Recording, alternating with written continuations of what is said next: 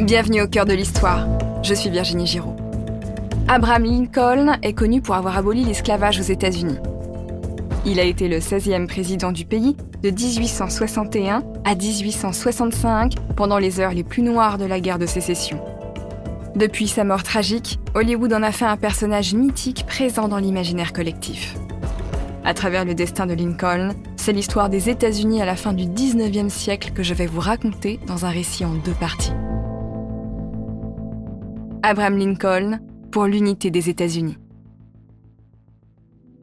Épisode 1, un self-made man. Nous sommes au Théâtre Ford à Washington le 14 avril 1865. Il est un peu plus de 20 heures. Ça y est, la guerre civile est terminée. Le général sudiste Robert Lee a signé sa reddition à Appomattox quelques jours plus tôt. Même si c'est le vendredi saint et que la tradition est à l'austérité et au jeûne, Mary, l'épouse du président Lincoln, a tenu à se rendre au théâtre pour célébrer la paix. Lincoln ne voulait pas décevoir sa femme, alors il n'a pas annulé cette sortie quand il a appris que le général Grant, le vainqueur de la guerre de sécession, n'assisterait pas à la représentation pour respecter le carême. Le couple présidentiel arrive un peu en retard au théâtre. La représentation s'interrompt un instant pour lui faire honneur, le temps de s'installer dans la loge qui surplombe la scène côté cour. Lincoln et sa femme sont au 2e rang. Ils ont laissé le 1er rang au jeune major Rathbone qui les accompagne avec sa fiancée. Comme ça, le couple d'amoureux verra bien la scène.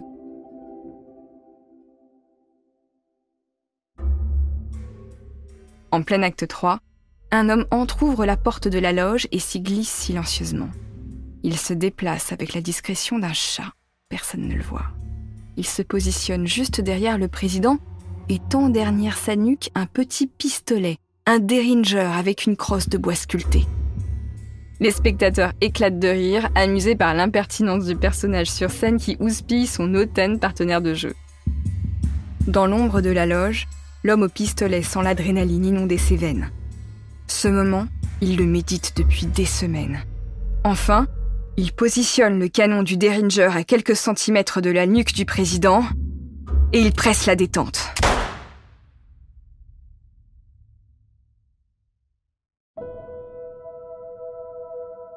Abraham Lincoln naît en 1809 dans une maison faite de rondins de bois dans le Kentucky. Son père est un fermier illettré, un homme rude comme tous les pionniers de l'Ouest. Sa mère met au monde 3 enfants dont 2 atteindront l'âge adulte. La famille est pauvre. Souvent, il faut chasser pour avoir quelque chose dans son assiette. Mais Abraham est un enfant choyé, adoré par sa mère et sa grande sœur. Il fréquente l'école par intermittence et se découvre vite une passion pour la lecture. Le petit garçon lit tout ce qu'il trouve. Il emprunte même des livres à tous ceux qui en possèdent dans son village. Il préfère lire de la poésie plutôt que d'avoir les mains dans la terre, ce qui ne tarde pas à lui faire une réputation de paresseux.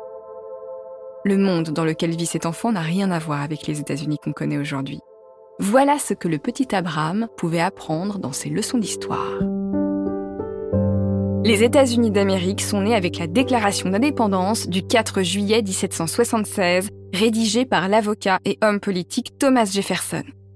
Par cet acte, les 13 colonies de l'Amérique septentrionale s'affranchissent de l'Empire britannique et acquièrent leur propre souveraineté.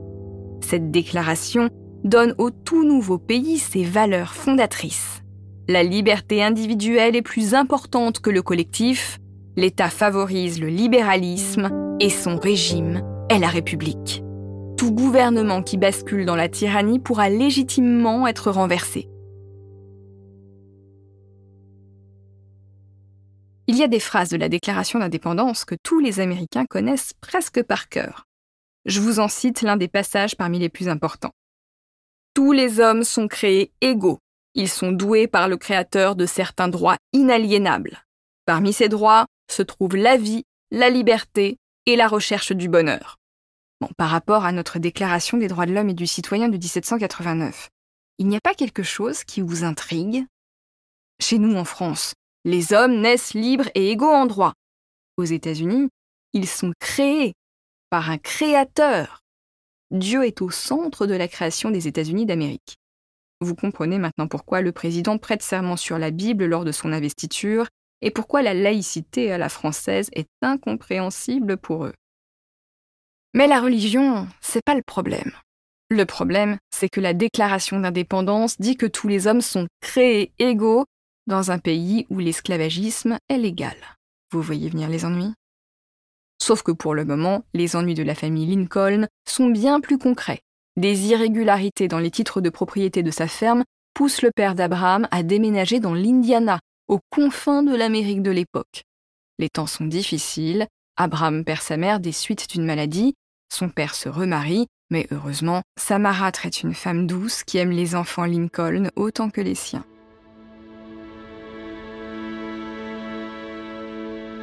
À 17 ans, le jeune Abraham Lincoln quitte sa famille. Il enchaîne les petits travails. Il est même capitaine de milice lors de la bataille de Black Hawk contre les natifs américains.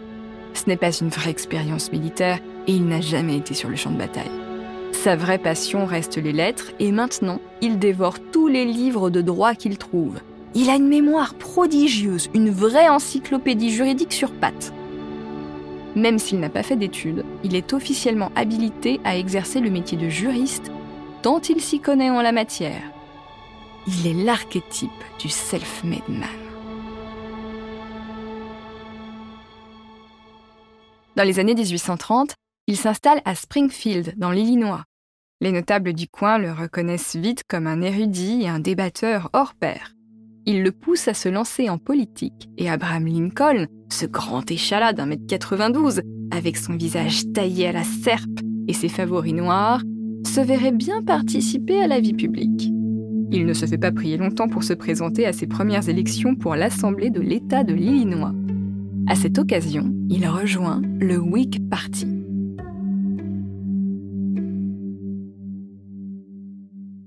Je sais que là, vous êtes en train de vous interroger sur le Whig Party, parce qu'aux États-Unis, il n'y a que deux partis. Les démocrates, qui sont progressistes, et les républicains, qui sont conservateurs. Eh bien, ça n'a pas toujours été comme ça, et je parie que ce que je vais vous dire va vous surprendre. Au début du 19e siècle, le Parti conservateur, c'est le Parti démocrate, qui n'a jamais changé de nom depuis jusqu'à aujourd'hui. Donc à l'époque, le Parti démocrate n'est pas le Parti progressiste. Il est favorable au maintien de l'esclavage dans les États où il existe déjà pour des raisons économiques. Ce parti défend les intérêts des propriétaires et des territoires ruraux contre ceux d'une élite citadine, fédéraliste et anglophile. Le Whig Party, qui est libéral, émerge au début des années 1830, peu avant que Lincoln commence sa carrière politique. C'est ce parti qui est alors considéré comme progressiste. Il souhaite une modernisation de la vie économique du pays et développer l'éducation et le commerce au détriment d'un mode de vie agricole et ancestral. Les démocrates ne les aiment pas parce qu'ils redoutent la formation d'une nouvelle élite citadine en rupture avec la vie simple et laborieuse des fermiers américains.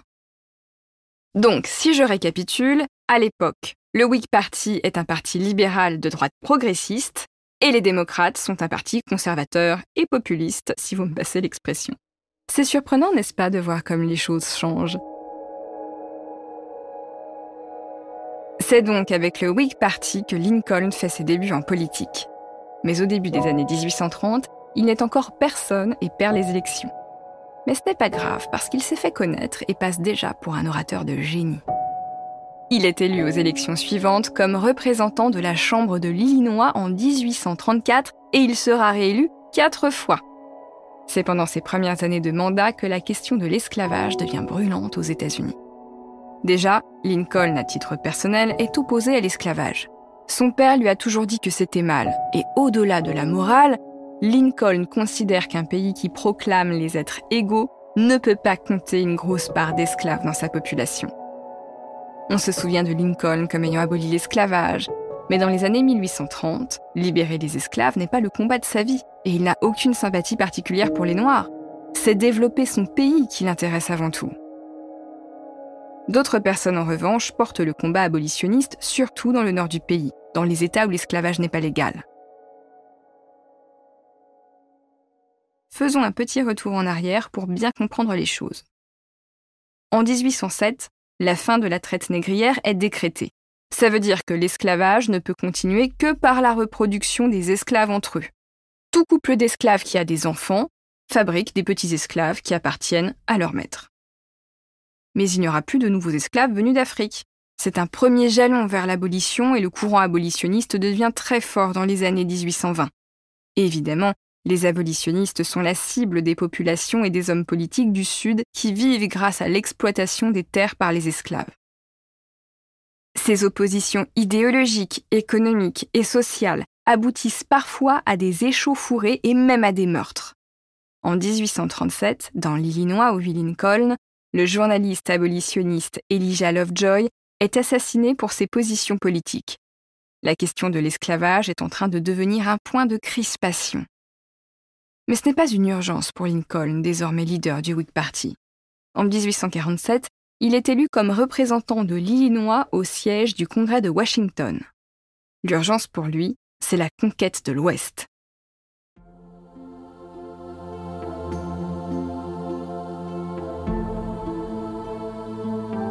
Les colons veulent toujours plus de terres vers l'Ouest pour 2 raisons. La première, c'est que les fermiers pratiquent une agriculture extensive qui nécessite beaucoup de terre, d'autant plus que le coton au sud appauvrit beaucoup les sols. Dans la moitié nord, c'est la découverte de filons aurifères qui lance la ruée vers l'or. La conquête de l'Ouest se fera en moins de 20 ans. Mais ce Grand Ouest n'est pas vierge. Il appartient légalement aux Indiens, c'est-à-dire à des natifs américains, et aux Mexicains pour toute la partie sud-ouest. Ces terres, il va donc falloir les conquérir par la force.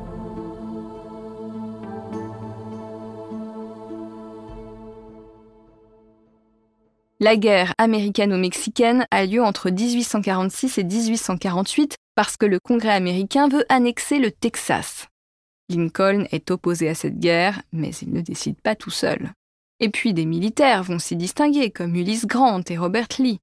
Ces deux-là, vous pouvez retenir leurs noms parce qu'on va les retrouver plus tard. La guerre prend fin avec le traité de Guadalupe-Hidalgo en 1848 qui cède un vaste territoire aux États-Unis. Cette annexion, c'est un pas de plus vers la guerre de sécession. Il faut savoir si ce territoire va devenir un seul État ou plusieurs États. Et la réponse à cette question n'est pas anodine, parce que chaque État a le droit d'envoyer 2 députés au Congrès. Et s'il y a trop de territoire au Sud, les intérêts politiques du Sud, ruraux, agricoles et esclavagistes, prendront le pas sur ceux du Nord, urbains, tournés vers la finance et l'industrie. Ce territoire annexé est donc divisé en plusieurs États, la Californie, l'Arizona, le Colorado, le Nevada, le Nouveau-Mexique et l'Utah. Or, selon le compromis du Missouri de 1820, tous ces nouveaux États ont le droit d'être esclavagistes car ils se situent au sud du 36e parallèle, c'est-à-dire au sud de l'État du Missouri. Pendant tout le conflit, Lincoln est resté opposé à cette guerre. Ça l'a rendu très impopulaire dans l'Illinois, au point de ne pas pouvoir se représenter aux élections suivantes. Lincoln reprend alors sa profession de juriste. Mais pas pour longtemps. Une nouvelle loi de 1854, le Kansas-Nebraska Act, va le pousser à revenir sur le devant de la scène.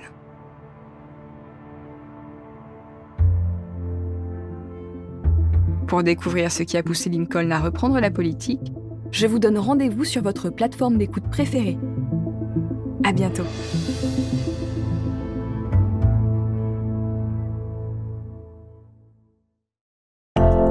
Bienvenue au cœur de l'histoire.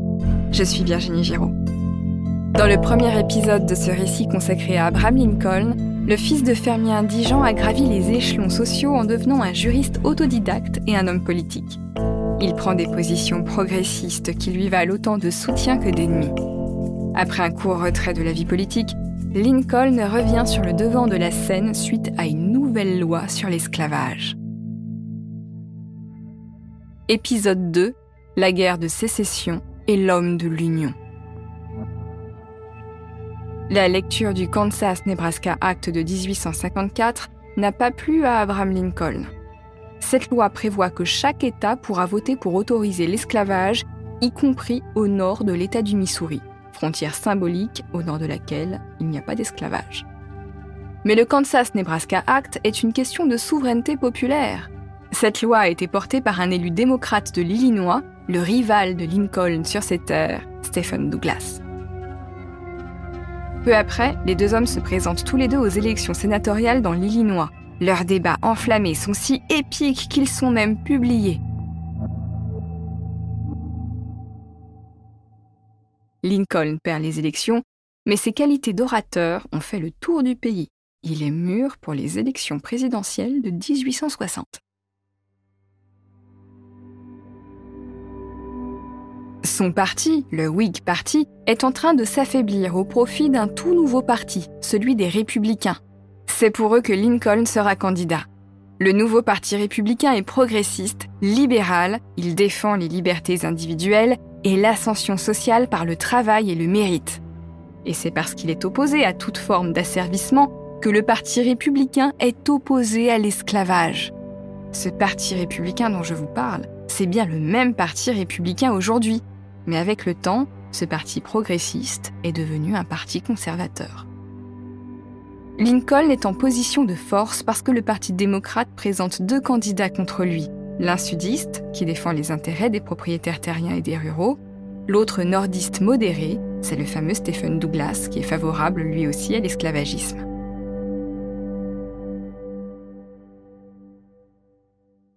Face à cette scission des démocrates, Lincoln l'emporte haut la main.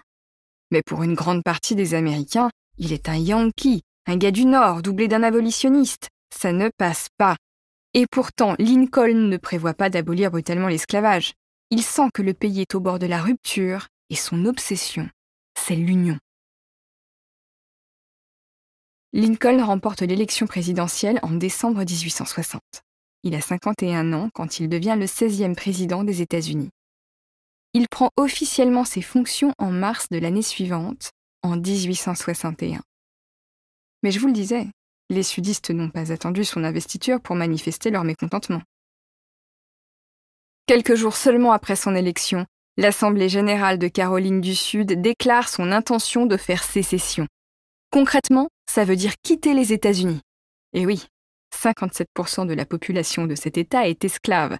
Et si les esclaves sont émancipés, la Caroline perd sa main-d'œuvre gratuite. Dans les mois qui suivent, le Mississippi, l'Alabama, la Floride, le Texas et la Louisiane font aussi sécession.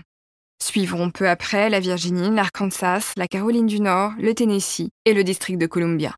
Ces États se dotent d'un nouveau drapeau, le Stars and Band, les étoiles et les bandes, qui est en fait l'ancêtre de l'actuel drapeau américain. Le Dixie Flag, le drapeau rouge barré d'une croix bleue parsemée d'étoiles, considéré aujourd'hui comme un drapeau suprémaciste blanc, est le drapeau de l'armée de Virginie du Nord. Ce nouvel État confédéré se donne aussi une constitution, puis une capitale, Richmond, en Virginie, à 40 km seulement de Washington, la capitale des États-Unis. Il y a maintenant deux pays, les États-Unis, où l'Union au nord est un pays moderne, industrialisé, qui possède les banques et maîtrise les réseaux commerciaux. Le Nord compte 22 millions d'habitants et possède 80% des usines. Le deuxième pays, celui qui a fait sécession, les États confédérés au sud, sont donc un pays quasiment féodal, rural, dont l'économie repose sur la culture extensive du coton, du tabac et de l'indigo par des esclaves. Mais les prix de leurs matières premières sont fixés sur les places commerciales du Nord et l'industrialisation fait baisser les prix. Ça fragilise grandement les 9 millions d'habitants du Sud, dont presque 4 millions sont des esclaves. On peut dire que c'est le nouveau monde contre l'ancien monde, et vu le rapport de force, l'issue de cette guerre civile est facilement prédictible. Sauf qu'au début, personne ne bouge une oreille. Le Nord va d'abord organiser un blocus maritime pour empêcher les confédérés de vendre leurs matières premières et asphyxier leur économie. Mais il y a 5000 km de côte à couvrir et pas assez de bateaux. Le succès du blocus est donc très relatif. Le vrai point de départ de la guerre civile, c'est Fort Sumter, une forteresse militaire nordiste près de Charleston, en Caroline du Sud. Les sudistes veulent en déloger les nordistes en avril 1861. La bataille ne fait pas de morts, mais les hostilités commencent. Les deux grands protagonistes de cette guerre sont deux généraux dont je vous ai déjà parlé dans le premier épisode, Ulysses Grant et Robert Lee. le premier commande des troupes du Nord, le second des troupes du Sud. Ce sont 2 militaires très expérimentés. D'ailleurs, en 1861, Lincoln propose à Lee d'aller mater les sécessionnistes sudistes, mais celui-ci refuse parce qu'il est convaincu du bien fondé de l'esclavage.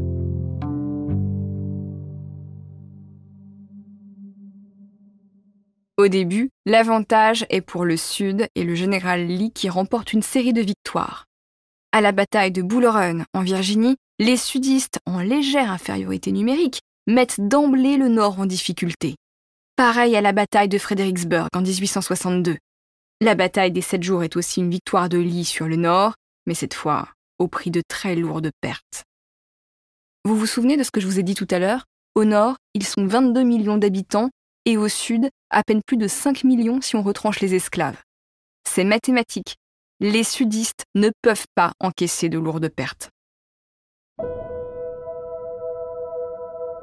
Entre la fin de l'année 1862 et le début de l'année 1863, le président Abraham Lincoln proclame l'émancipation.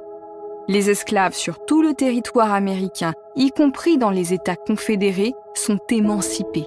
C'est un tsunami, un changement de paradigme social et économique, même si ce n'est pas encore l'abolition à proprement parler et que les affranchis ne deviennent en aucun cas des citoyens à l'égal des Blancs.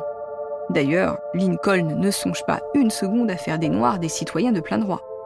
Mais attention, là encore, le président Lincoln est un stratège politique. Il dit lui-même qu'il aurait maintenu l'esclavage si ça avait permis de garantir l'unité du pays. Son but véritable est de permettre à des Noirs du Sud, désormais libres, de rejoindre les rangs de l'armée nordiste. Dans les faits, il faut que les nordistes prennent un État sudiste pour libérer les esclaves. Vous imaginez bien que les propriétaires n'allaient pas les libérer juste parce que Lincoln l'avait décidé. À partir de cette année 1863, les combats s'enlisent.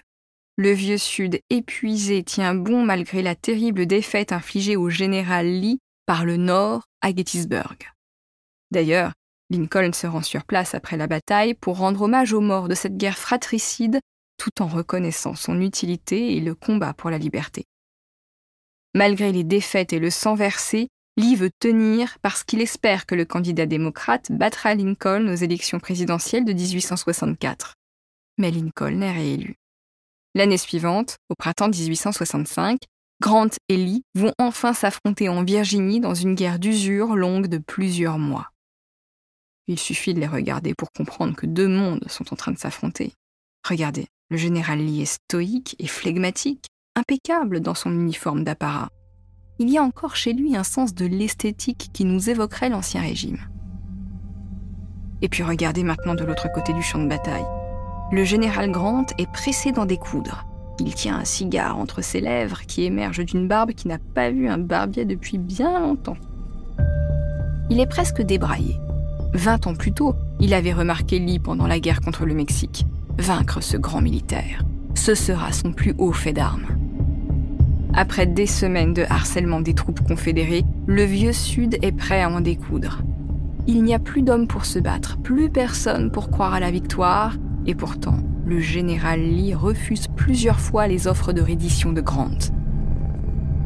Mais en avril 1865, il doit accepter. Tout est perdu. Les 2 généraux se retrouvent dans le salon d'une maison bourgeoise d'Appomattox, en Virginie. Nous sommes le 9 avril 1865, quand le général Lee signe l'acte de capitulation des Confédérés. Le Nord décide de ne pas humilier le Sud, soldats et officiers pourront rentrer chez eux. Un peu plus au nord, à Washington, à la Maison-Blanche, Lincoln est soulagé. Il profitera de son second mandat de président pour ramener l'union et la paix dans son pays. Il poursuivra sa politique de modernisation qui vise à développer le chemin de fer et à rendre l'économie plus performante.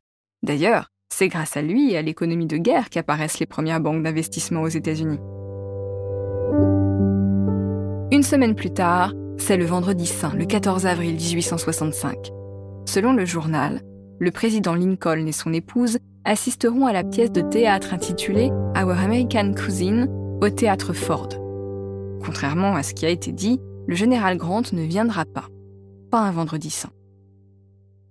Mais une personne mal intentionnée a lu ce journal et y voit une bonne occasion d'accomplir ses funestes desseins. Ça fait des semaines que ce médiocre acteur de théâtre, John Wilkes Booth, prépare l'assassinat du président et de nombre de ses proches avec une bande de jeunes gens désaxés. Le mobile de Booth, il est anti-abolitionniste. Vous vous doutez bien que c'est pas suffisant. Il n'est pas le seul à vouloir maintenir l'esclavage. Vous voulez connaître son vrai mobile ?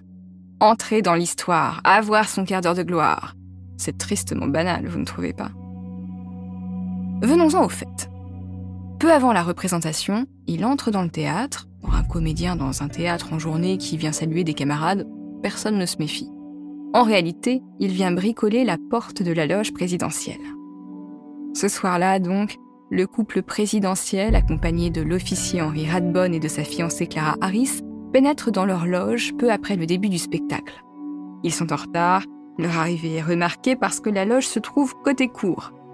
De la salle comme de la scène, tout le monde peut voir ce qui s'y passe. Lincoln a laissé les jeunes amoureux au premier rang.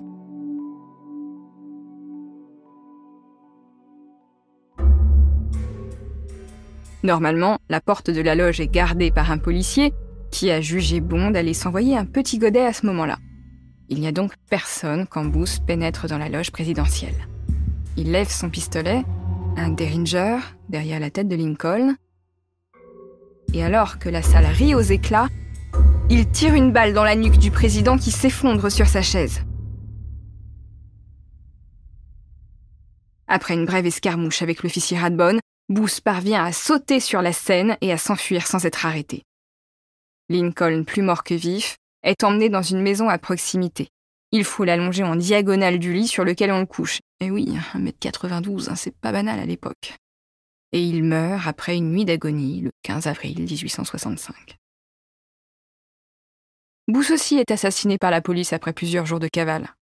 C'est le vice-président Andrew Johnson qui poursuit l'œuvre de Lincoln. C'est sous son mandat que l'abolition de l'esclavage sera décrétée et inscrite dans la Constitution à la fin de l'année 1865.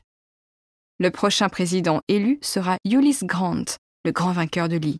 De son côté, Lee aurait fini par considérer que l'abolition était une bonne chose pour le Sud.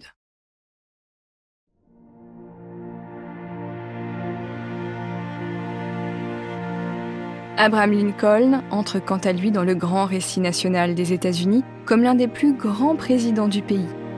Un mémorial en son honneur, dont l'architecture est inspirée par l'acropole d'Athènes, est inauguré en 1922 à Washington.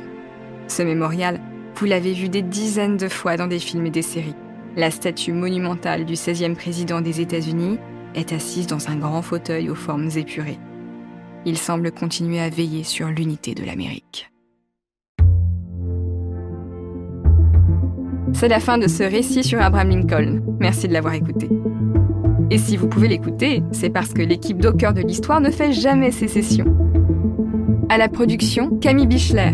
À la réalisation, Alexis Leclerc. À la direction artistique, Julien Tarot et Adèle Imbert.